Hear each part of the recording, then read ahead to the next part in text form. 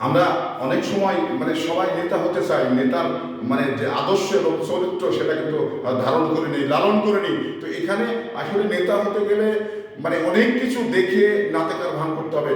আর নেতা সেই ছিলেন যেমন আব্দুল হামিদ খান ভাসানী, নেতা সেই ছিলেন শহীদ প্রেসিডেন্ট জিয়াউর রহমান, এবং নেতা সেই ছিলেন বেগম দেশনেত্রী বেগম খালেদা জিয়া। তো আসলেই আমরা সবাই নেতা হতে চাই। তো নেতা হতে চাইলেই সবাই কি নেতা হতে পারে?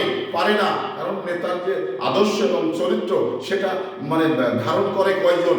সবাই কিন্তু মানে নিজেকে নেতা হওয়ার যে প্রতিযোগিতায় মানে সেটা করতে থাকে। কিন্তু আসলে যে বিষয়টা সেটা হলো যে নেতা মানে সেই ব্যক্তিকেই বলা যায় যার ভিতরে মানে আপসহীন এবং আপোস করেননি এবং কখনো এই বাংলাদেশের মানুষকে ছেড়ে যাননি, এই ব্যক্তিকেই কিন্তু নেতা বলা হয়। তো আসলে আমরা অনেক সময় মানে নেতা হয়েছি কিন্তু নেতার যে দায়িত্ব সেটা কিন্তু পালন করিনি।